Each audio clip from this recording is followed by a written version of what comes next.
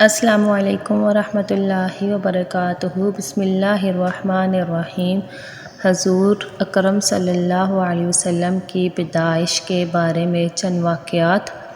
حضرت ابن عباس رضی اللہ تعالیٰ عنہ کہتے ہیں کہ حضور نبی کریم صلی اللہ علیہ وسلم اس دنیا میں تشریف لائے تو آپ کی انول نال کٹی ہوئی تھی۔ آپ ختنہ شدہ پیدا ہوئے۔ عبد المطلب یہ دیکھ کر بے حد حیران ہوئے اور خوش بھی۔ وہ کہا کرتے تھے میرا بیٹا نرالی شان کا ہوگا۔ آپ کی پیدائش سے پہلے مکہ کے لوگ خشک سالی اور قحط کا شکار تھے، لیکن جو ہی آپ کے دنیا میں تشریف لانے کا وقت قریب آیا، بارشیں شروع ہو گئیں، خشک سالی دور ہو گئی، درخت ہرے بھرے ہو گئے اور پھلوں سے لد کے زمین پر سبزہ ہی سبزہ نظر آنے لگا۔ پیدائش کے وقت آپ اپنے ہاتھوں پر جھکے ہوئے تھے، سر آسمان کی طرف تھا۔ ایک روایت کے الفاظ یہ ہیں کہ گھٹنوں کے بل جھکے ہوئے تھے، مطلب یہ کہ سجدے کی سی حالت میں تھے۔ آپ کی مٹھی بند تھی اور شہادت کی انگلی اٹھی ہوئی تھی جیسا کہ ہم نماز میں اٹھاتے ہیں۔ حضور انور صلی اللہ علیہ وسلم فرماتے ہیں جب میری والدہ نے مجھے جنم دیا تو اس سے ایک نور نکلا، اس نور سے شام کے محلات جگمگا اٹھے۔ آپ صلی اللہ علیہ وسلم کی والدہ سیدہ آمنہ فرماتی ہیں محمد صلی اللہ علیہ وسلم کے پیدائش کے وقت ظاہر ہونے والے نور کی روشنی میں مجھے بصرہ میں چلنے والے اونٹنوں کی گردنیں تک نظر آئی۔ حضرت علامہ صحیح رحمۃ اللہ علیہ فرماتے ہیں جب آپ پیدا ہوئے تو آپ نے اللہ کی تعریف کی۔ ایک روایت میں یہ الفاظ آئے ہیں اللہ اکبر کبیرا والحمد للہ کثیرا وسبحان اللہ بکرۃ واصیلا۔ اللہ تعالیٰ سب سے بڑا ہے، اللہ تعالیٰ کی بے حد تعریف ہے اور میں صبح شام اللہ کی پاکی بیان کرتا ہوں۔ آپ کی ولادت کس دن ہوئی؟ اس بات پر سب کا اتفاق ہے کہ وہ پیر کا دن تھا۔ آپ صبح فجر طلوع ہونے کے وقت دنیا میں تشریف لائے۔ تاریخ پیدائش کے سلسلے میں بہت سے قول ہیں۔ ایک روایت کے مطابق 12 ربیع الاول کو پیدا ہوئے، ایک روایت 8 ربیع الاول کی ہے، ایک روایت 2 ربیع الاول کو پیدا ہونے کی ہے۔ اس سلسلے میں اور بھی بہت سی روایات ہیں۔ زیادہ تر مورخین کا خیال ہے کہ آپ 8 ربیع الاول کو پیدا ہوئے۔ تقویم کے طریقہ کے حساب سے جب تاریخ نکالی گئی تو 9 ربیع الاول نکلی، مطلب یہ کہ اس کے بارے میں بالکل صحیح بات کسی کو معلوم نہیں۔ اس پر سب کا اتفاق ہے کہ مہینہ ربیع الاول کا تھا اور دن پیر کا۔ یہ بھی کہا جاتا ہے کہ آپ کو پیر کے دن ہی نبوت ملی، پیر کے روز ہی آپ نے مدینہ منورہ کی طرف ہجرت فرمائی اور پیر کے روز ہی آپ کی وفات ہوئی۔ آپ عام الفیل میں پیدا ہوئے یعنی ہاتھیوں والے سال میں۔ اس سال کو ہاتھیوں والا سال اس لیے کہا جاتا ہے کہ ابرہہ نے ہاتھیوں کے ساتھ مکہ مکرمہ پر چڑھائی کی تھی۔ آپ کی پیدائش اس واقعے کے کچھ دن بعد ہی ہوئی تھی۔ واقعہ کچھ اس طرح ہے کہ ابرہہ یمن کا عیسائی حاکم تھا۔ حج کے دنوں میں اس نے دیکھا کہ لوگ بیت اللہ کا حج کرنے جاتے ہیں۔ اس نے اپنے لوگوں سے کہا یہ لوگ کہاں جاتے ہیں؟ اسے جواب ملا بیت اللہ کا حج کرنے کے لیے مکہ جاتے ہیں۔ اس نے پوچھا بیت اللہ کس چیز کا بنا ہوا ہے؟ اسے بتایا گیا پتھروں کا ہے۔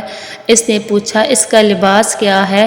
اسے بتایا گیا ہمارے ہاتھ سے جو دھاری دار کپڑا جاتا ہے اس سے اس کی پوشاک تیار ہوتی ہے۔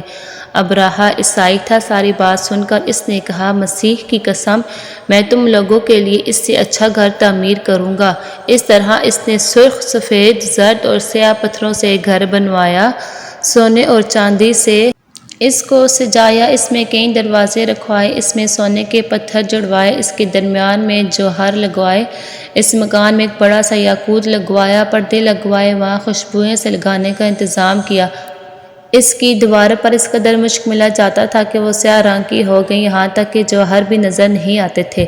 پھر لوگوں سے کہا اب تمہیں بیت اللہ کا حج کرنے کے لیے مکہ جانے کی ضرورت نہیں رہی، میں نے یہی تمہارے لیے بیت اللہ بنوا دیا ہے، لہٰذا اب تم اس کا طواف کرو۔ اس طرح کچھ قبائل کئی سال تک اس کا حج کرتے رہے، اس میں اعتکاف کرتے رہے، حج والے مناسک بھی یہی ادا کرتے رہے۔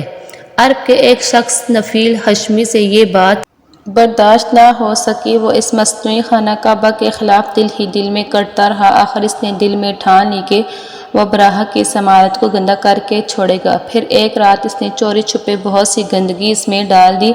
ابراہہ کو معلوم ہوا تو سخت غضبناک ہوا، کہنے لگا یہ کارروائی کسی عرب نے اپنے کعبہ کے لیے کی ہے، میں اسے ڈھا دوں گا، اس کا ایک ایک پتھر توڑ دوں گا۔ اس نے شام حبشہ کو یہ تفصیلات لکھ دی، اس سے درخواست کی کہ وہ اپنے ہاتھی اس کے لیے بھیج دے۔ اس ہاتھی کا نام محمود تھا، یہ اس قدر بڑا تھا، اتنا بڑا ہاتھی روئے زمین پر دیکھنے میں نہیں آیا تھا۔ جب ہاتھی اس کے پاس پہنچ گیا تو اپنی فوج لے کر نکلا اور مکہ کا رخ کیا۔ یہ لشکر جب مکہ کے قریب جوار میں پہنچا تو ابراہہ نے فوج کو حکم دیا کہ ان لوگوں کے جانور لوٹ لیے جائیں۔ اس کے حکم پر فوجیوں نے جانور پکڑ لیے، ان میں عبد المطلب کے اونٹ بھی تھے۔ نفیل بھی اس لشکر میں ابراہہ کے ساتھ موجود تھا اور یہ عبد المطلب کا دوست تھا۔ عبد المطلب اس سے ملے، اونٹوں کے سلسلے میں بات کی۔ نفیل نے ابراہہ سے کہا قریش کا سردار عبد المطلب ملنا چاہتا ہے، یہ شخص تمام عرب کا سردار ہے، شرف اور بزرگی اس سے حاصل ہے، لوگوں میں اس کا بہت اثر ہے، لوگوں کو اچھے اچھے گھوڑے دیتا ہے۔ عبد المطلب نے ابراہہ سے ملاقات کی اور اپنے گھوڑے واپس مانگے اور واپس آنے کے بعد وہ ہرا پہاڑ پر چڑھ گئے۔ ان کے ساتھ ان کے کچھ دوست تھے، انہوں نے اللہ سے درخواست کی اے اللہ، انسان اپنے سامان کی حفاظت کرتا ہے، تو اپنے سامان کی حفاظت کر۔ ادھر ابراہہ اپنا لشکر لے کر آگے بڑھا، وہ خود ہاتھی پر سوار لشکر کے درمیان موجود تھا، ایسے میں اس کے ہاتھی نے آگے بڑھنے سے انکار کر دیا۔ ادھر عبد المطلب نے دیکھا کہ آسمانوں پر غول کے غول ابابیل اڑتے ہوئے آ رہے ہیں، ان کے پنجوں میں کنکریاں تھیں، انہوں نے وہ کنکریاں ابراہہ کے ہاتھیوں پر پھینکی، جس جس کو وہ کنکری لگتی تھی اس کا بھوسا نکل جاتا تھا۔ اسی طرح ابابیل کے ذریعے اللہ تعالیٰ نے ابراہہ کے تمام لشکر کو نیست و نابود کر دیا۔ اللہ تعالیٰ نے اپنے گھر کی حفاظت کی اور ابراہہ کے لشکر کو اور اس کے ہاتھیوں کو ابابیل کے ذریعے ہلاک کر دیا۔